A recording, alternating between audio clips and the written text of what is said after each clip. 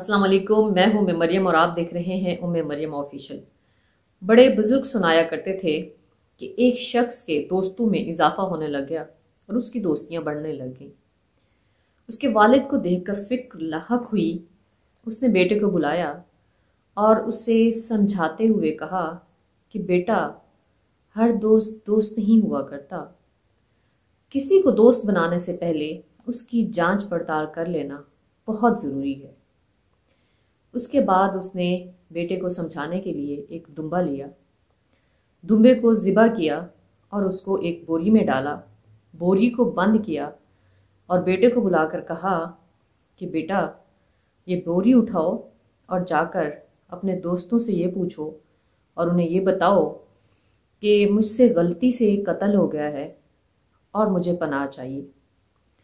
تو اس نے وہ بوری اٹھائی اور رات گئے اپنے بہت پیارے اور بہت قریبی دوست کے پاس گیا اور اس کا دروازہ کھٹکھٹایا، اور جب وہ باہر نکلا تو اسے کہا کہ مجھ سے غلطی سے قتل ہو گیا ہے، اب مجھے کہیں پناہ نہیں مل رہی اور میری جان کو خطرہ ہے، مجھے پناہ دے دو۔ تو اس نے بڑی سختی سے دروازہ بند کیا اور پناہ دینے سے انکار کر دی۔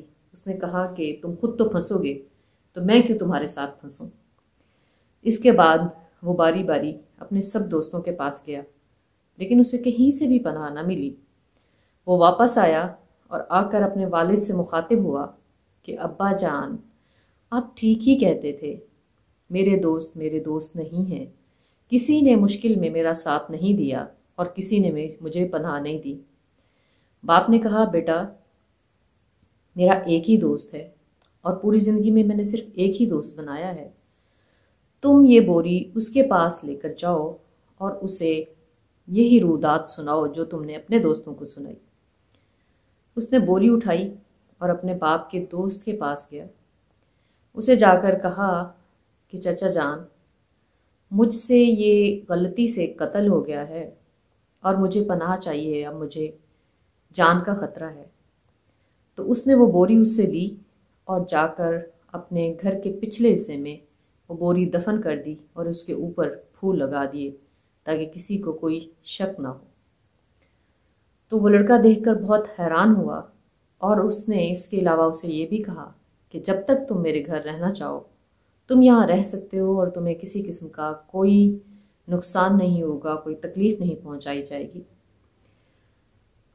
وہ واپس آیا اور آ کر اپنے والد کو تمام تر کہانی اور تمام تر واقعہ سنایا۔ تو والد نے کہا کہ بس ٹھہر جاؤ، صرف یہیں تم یقین نہ کر بیٹھو، تم ایسا کرو کہ کل تم جاؤ اور جا کر اس بندے سے بدتمیزی کرو، بد اخلاقی کرو اور اس کے بعد آ کر مجھے بتاؤ کہ اس نے کیا کیا۔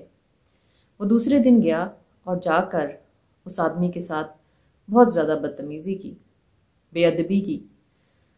تو وہ بزرگ بالکل سکون سے بیٹھے رہے اور انہوں نے پھر اسے جواب میں کہا کہ اپنے باپ کو جا کر کہو تم پریشان نہ ہونا، میں نے جو پھول لگائے ہیں میں ہرگز نہیں اکھاڑوں گا۔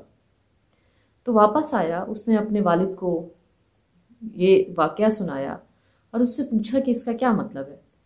تو انہوں نے کہا کہ میرے دوست کے کہنے کا یہ مطلب تھا کہ تمہارے بیٹے کی بدتمیزی کی وجہ سے جو میں نے تم پہ احسان کیا ہے یا جو مشکل میں نے تمہارا ساتھ دیا ہے تو وہ میں ہرگز نہیں چھوڑوں گا اور تمہارا راز میں فاش نہیں کروں گا۔ جو میں نے اس میت کے اوپر پھول لگائے ہیں وہ میں کبھی نہیں اکھاڑوں گا۔ تو اس لیے دوست بنانے سے پہلے ہر طرح سے انہیں آزما لینا چاہیے، نہ کہ فیس بک پہ بہت زیادہ دوست بنا لیں، واٹس ایپ پہ آپ کے بہت زیادہ گروپس ہوں، دوست ہوں، اور جب مشکل پڑے تو کوئی بھی آپ کا ساتھ نہ دے، آپ کو بلیک میل کرے، آپ کو دھوکہ دے، آپ کا مس یوز کرے دوستی میں، آپ سے اپنے والدین کی نافرمانی کروائے، ان کے پیسے ضائع کروائے، آپ کا وقت ضائع کرے، تو دوست بنانے سے پہلے سوچ لینا اور جانچ پڑتال کر لینا بہت ضروری ہے۔ دوستوں میں سلیکٹیو رہیے، بہت سلیکٹیو لوگوں کو دوست بنائیے اور دوستی میں جانچ پڑتال ضرور کر لیجئے، ورنہ بہت پچھتاوا ہوگا۔ اور مجھے دیجیے اجازت، اللہ حافظ۔